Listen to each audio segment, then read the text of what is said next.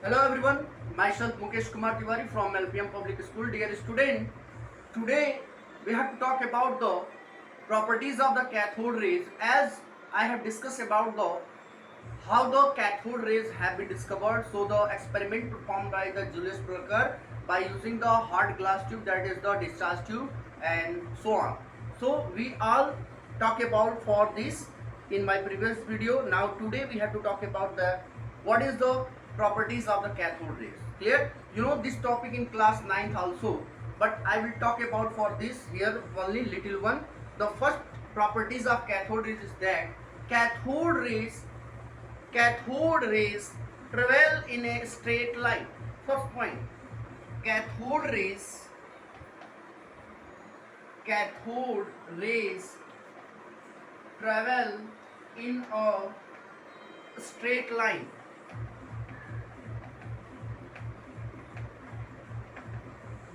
But the question is that how can we say that any rays are travel in a straight way? You know that the sunlight which comes from the sun, and it will also travel through the air medium and comes on earth's surface.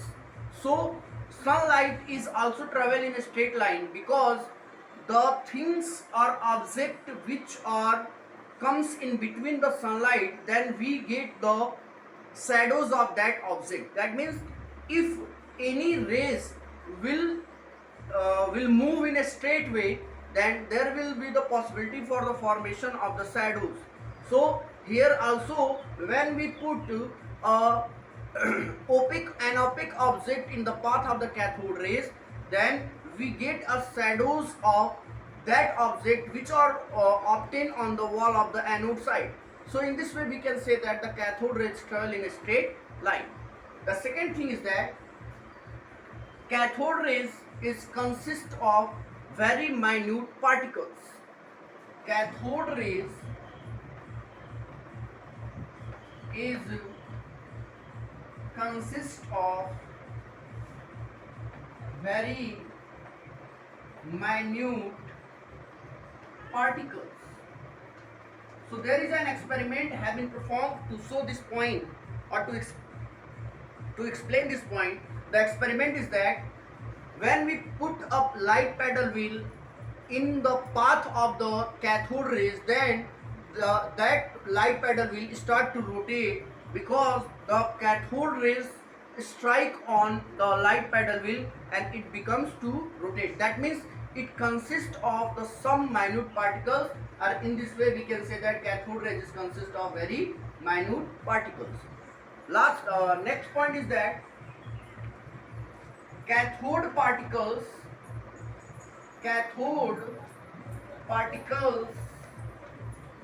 always cathode particles have negative charge. Cathode particles have negative charge. This is the next point. Cathode particle is have the negative charge. How can we say that? To observe this point, the cathode rays is kept in the electrical field.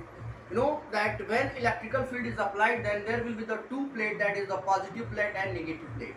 So when we pass the cathode rays through the electrical field, then cathode rays always deflected towards the positive plate, and it will indicates or this indicates that cathode rays have some charges, and that charges is the negative charges. So in this way we can say that the cathode rays or cathode particles are consist of the negative charge because it always deflected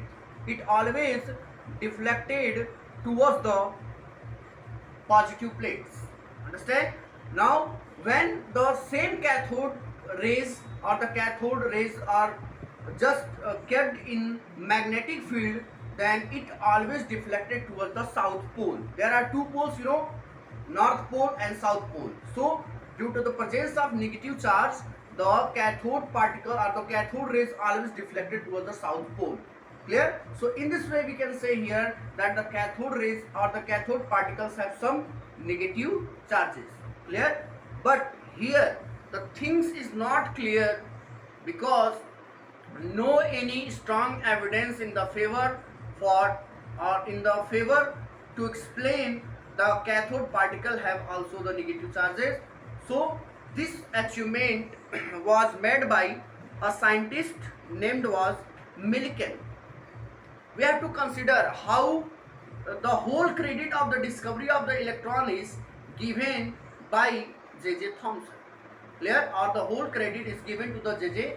Thomson, because after these all things, these all properties of the cathode rays are being considered by J.J. Thomson, and after all he was able to explain about the existence of a very minute particles which is known as electron. Clear? So the discovery of the electron credits goes to J.J. Thomson. Now I will talk about for that how the electron have, also first look at here.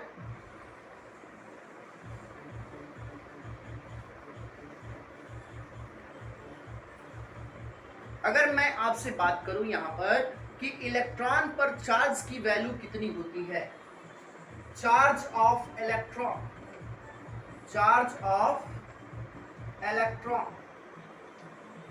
तो charge of electron की जो value है वो 1.6 into 10⁻⁻19 Coulomb होता है. Clear? और मास of electron जो है, मास ऑफ इलेक्ट्रॉन जो है ये कितना होता है, ये होता है 9.1 इंटू 10⁻31 kg. अब ये वैल्यू और ये वैल्यू इलेक्ट्रॉन के लिए कैसे कैलकुलेट किया गया, हमें यहाँ पर इसके बारे में कंसीडर करना है. अभी तक तो हम लोग केवल इस वैल्यू को जानते थे कि भाई इलेक्ट्रॉन के लिए ये वैल्यू होता है, ठीक है ना, चार्ज की ये वैल्यू होगी, मास की ये वैल्यू होगी. अब हमें यहाँ से ये बात करना है कि ये वैल्यू कैसे कैलकुलेट किया गया है. तो सबसे पहले हम लोग बात करेंगे चार्ज की वैल्यू के बारे में और उसके बाद मास की वैल्यू के बारे में. क्लियर है ना? तो यहाँ पर एक एक्सपेरिमेंट किया गया जिसका नाम है मिल्केन ऑयल ड्रॉप मेथड. यहाँ मैं लिख रहा हूँ Millikan oil drop method.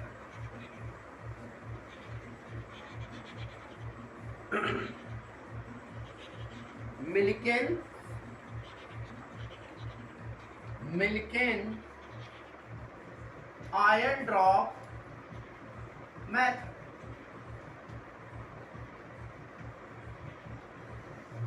Clear है ना? ये जो आयन ड्रॉप मेथड का ये जो एक्सपेरिमेंट है इसको मिल्केन ने परफॉर्म किया. इसके लिए उन्होंने ऑयल लिया, ठीक है ना, और उसको ड्रॉप बाय ड्रॉप एक केमिकल सिस्टम था जिसका नाम था एटोमाइजर. यहाँ मैं लिख दे रहा हूँ, ये एक बड़ा सा एटोमाइजर था, एटोमाइजर. और इस एटोमाइजर में 2 प्लेट लगाया गया था, 2 प्लेट, एक पॉजिटिव प्लेट था और एक निगेटिव प्लेट. 2 प्लेट था, यानी इलेक्ट्रिक फील्ड आप सिंपली कह लीजिए. यहाँ पर इलेक्ट्रिक फील्ड लगाया गया था, एक पॉजिटिव और एक निगेटिव.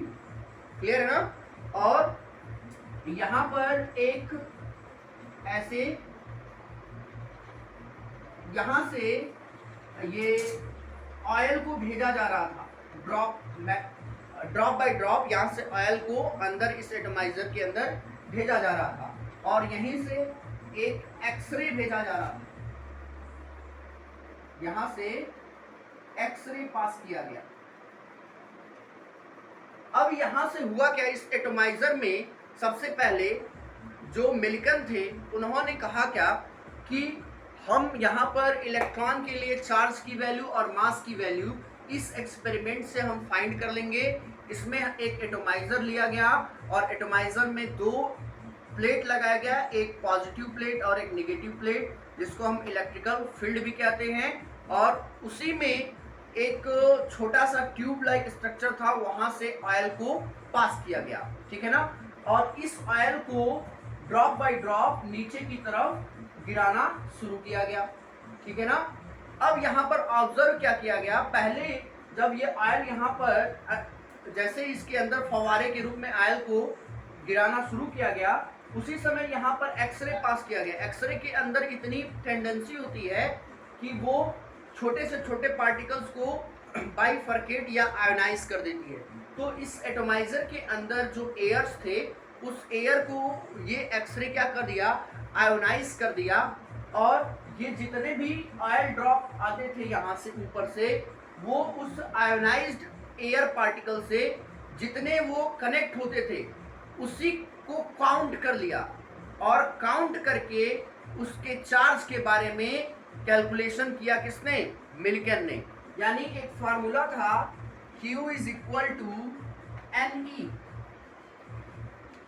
क्लियर है ना। Q यहाँ पर जो है ये चार्ज है, कितना यहाँ पर चार्ज पास किया गया था, N जो है वो नंबर ऑफ आयंस है, ये जितने भी उस ऑयल ड्रॉप के साथ जो मिले हुए थे, जब एक्सरे पास किया गया तो जो आयंस बने, वो आयंस कितने ऑयल ड्रॉप के साथ कनेक्ट हुए थे, वो नंबर ऑफ आयंस था। और ये वैल्यू और ये वैल्यू, जितना चार्ज यहाँ पर अप्लाई किया गया और जितने नंबर ऑफ आयंस वहाँ पर मिले, उसको पुट करके एक कैलकुलेशन करके उन्होंने E का यहाँ E की वैल्यू फाइंड कर लिया। और जो E की वैल्यू आप यहाँ पर लिखते हो वो 1.6 इंटू 10⁻⁻19 कूलम होता है। तो ये 1.6 इंटू 10⁻⁻19 कूलम जो वैल्यू है वो मिल्कन ऑयल ड्रॉप मेथड एक्सपेरिमेंट के थ्रू ही आया हुआ है। तो ये एक्सपेरिमेंट मिल्कन ने परफॉर्म किया। कैसे कैसे किया मैंने प्रोसेस आपको समझा दिया है। इसमें कितना चार्ज ये इलेक्ट्रिक करंट पास किया, कितना वोल्टेज का, और कितने नंबर ऑफ आयंस ड्रॉप के साथ मिले, उन सब को कैलकुलेट करके N की वैल्यू यहाँ से E की वैल्यू उन्होंने फाइंड किया, और E जो मिला वो यही था 1.6 इंटू 10⁻⁻19 कूलम। अब इसी से उन्होंने मास भी फाइंड कर लिया। मास जो आप इलेक्ट्रॉन का लिखते हो, यानी मिल्कन ऑयल ड्रॉप मेथड से हम इलेक्ट्रॉन के चार्ज को भी फाइंड कर लेते हैं और इलेक्ट्रॉन के मास को भी फाइंड कर लेते हैं। मास जो आप जानते हो 9.1 इंटू 10⁻31 kg होता है। तो ये दोनों वैल्यू वहीं से फाइंड किया गया है। लेकिन यहाँ पर एक चीज आपको और पढ़ना है, जिसको हम कहते हैं चार्ज टू मास रेशियो। ये तो मिल्कन ने किया था, मिल्कन ने ऐसे करके बताया, ठीक है ना। इसके बाद जे थॉमसन ने इलेक्ट्रॉन के मास को एक नए तरीके से फाइंड करने का तरीका समझा दिया, और यही रीजन था कि इस एक्सपेरिमेंटल एविडेंस या कैलकुलेशन के बेस पर जो जे थॉमसन थे वो लोगों को अपनी तरफ अट्रैक्ट कर लिए, और इसीलिए इलेक्ट्रॉन की डिस्कवरी का पूरा जो श्रेय है या क्रेडिट है वो उन्हीं को दे दिया गया। क्लियर है ना। अब यहाँ पर जे थॉमसन ने क्या किया उसके बारे में हम बात करें। ये तो मिल्कन ऑयल ड्रॉप मेथड हो गया, ये मैंने आपको समझा दिया। अब जे थॉमसन ने एक वैल्यू फाइंड किया,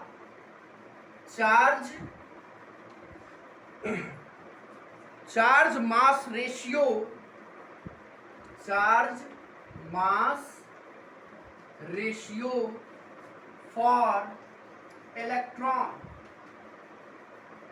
charge mass ratio for electron.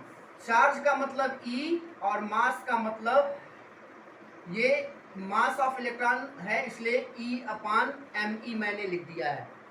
तो इलेक्ट्रॉन का चार्ज और मास रेशियो। अब क्वेश्चन ये है कि जे थॉमसन ने, सबसे पहले तो जे थॉमसन ने इलेक्ट्रॉन को डिस्कवर किया 1897 में, और उसी समय उन्होंने ये चार्ज मास रेशियो भी फाइंड किया, ठीक है ना। अब ये चार्ज मास रेशियो क्यों फाइंड किया जाता है, तो किसी भी पार्टिकल, स्पेशली फंडामेंटल पार्टिकल्स, चाहे वो इलेक्ट्रॉन हो चाहे वो प्रोटॉन हो चाहे वो न्यूट्रॉन हो। इलेक्ट्रॉन, प्रोटॉन या न्यूट्रॉन का अगर हमें मास फाइंड करना है तो मास को फाइंड करने के लिए हम चार्ज मास रेशियो का सहारा लेते हैं, ठीक है ना। अब इसमें हम करते क्या है, जैसे इलेक्ट्रॉन का जो चार्ज मास रेशियो अगर आपको फाइंड करना हो तो इलेक्ट्रॉन की चार्ज की वैल्यू आप जानते हो 1.6 into 10 to the power minus 19। ये इलेक्ट्रॉन का ये चार्ज की वैल्यू हो गया। और मास, इलेक्ट्रॉन का मास कितना होता है, तो 9.1 into 10 to the power minus 31 kg होता है, ठीक है ना। और इसके लिए चार्ज मास रेशियो कितना हो जाएगा, E अपान ME, तो 1.6 into 10 to the power minus 19 coulomb upon 9.1 into 10 to the power minus 31 kg. अब इस पूरे को जब हम सॉल्व करते हैं तो हमें सॉल्व करने पर एक इसकी जो वैल्यू मिलेगी वो 1.76 इंटू 10 टू द पावर 8, ठीक है ना। यहाँ पर 1.76 इंटू 10 टू द पावर 8 आपको इसका चार्ज मास रेशियो मिलेगा। 1.76 into 10 to the power 8 coulomb पर केजी, ये इसका चार्ज मास रेशियो हो गया। अब चार्ज मास रेशियो जो मिला है उसी से हम मास ऑफ इलेक्ट्रॉन को फाइंड करेंगे। ये सब समझाया किसने, जे थॉमसन ने। और इसीलिए जे थॉमसन का जो वर्चस्व है या उनका जो नाम है वो बहुत ही ज़्यादा हाईलाइट हुआ, क्योंकि ये सब थॉमसन ने ही बताया था। क्लियर है ना। अब यहाँ पर ये 1.76 इंटू 10 टू पावर 8 कूलाम पर केजी, ये कूलाम केजी इनवर्स कर लीजिए या पर केजी कर लीजिए, तो ये वैल्यू वहां से मिला। अब हम करेंगे क्या हमें मास ऑफ इलेक्ट्रॉन अगर फाइंड करना है तो mass of electron is equal to E upon ME, जो अभी हमने यहां पे फाइंड किया है, अपान 1.6, सॉरी ये E अपान ME नहीं होगा, जो चार्ज की वैल्यू इलेक्ट्रॉन का होता है उसको हम पहले लिखेंगे, यानी चार्ज की वैल्यू E है, E अपान ME ऐसे लिखेंगे। तो E अपान ME जो आया है, पहले E की वैल्यू तो आप जानते हैं 1.6 into 10 to the power minus 19 coulomb होता है, और इसकी वैल्यू कितनी है 1.76 into 10 to the power 8 coulomb kg inverse है। ये वैल्यू यहाँ से मिला है। अब यहाँ से कूलाम कैंसिल हो जाएगा, और जब इसको आगे हम सॉल्व करेंगे तो आपको आंसर मिल जाएगा। यहाँ पर मास ऑफ इलेक्ट्रॉन जो हो जाएगा, mass of electron is equal to 9.1 into 10 to the power minus 31। यहाँ पर सॉरी ये 31 नहीं होगा, ये 28, यहाँ पे ग्राम इनवर्स कर लीजिए, ये ग्राम इनवर्स होगा, ये भी ग्राम इनवर्स होगा। 9.1 इंटू 10 पावर माइनस 28 ग्राम होगा मास ऑफ इलेक्ट्रॉन, ये ग्राम में लिखा गया है, और यहीं से हम इसको किलोग्राम में भी चेंज कर सकते हैं। किलोग्राम में लिखेंगे तो 9.1 into 10 to the power minus 31 KG हो जाएगा।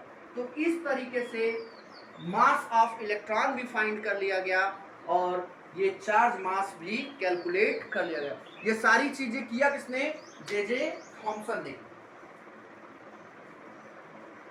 इन सारी चीजों को जे थॉमसन ने किया, इसीलिए जे थॉमसन का नाम बहुत ज्यादा हाईलाइट हुआ। क्लियर। आई थिंक आपको ये समझ में आ गया होगा कि कैसे इलेक्ट्रॉन के चार्ज की वैल्यू को कैलकुलेट किया गया, कैसे उसके मास की वैल्यू को कैलकुलेट किया गया, और फर्दर थॉमसन ने भी एक अपना व्यू रखा, और इस व्यू से जो इलेक्ट्रॉन का जो मास है वो एक नए तरीके से भी फाइंड करने का तरीका, जो चार्ज मास रेशियो जो अभी थॉमसन ने बताया वो हमने यहाँ पर आपको सारा एक्सप्लेन किया। क्लियर? आई थिंक ये सब आपको क्लियर हो गया होगा।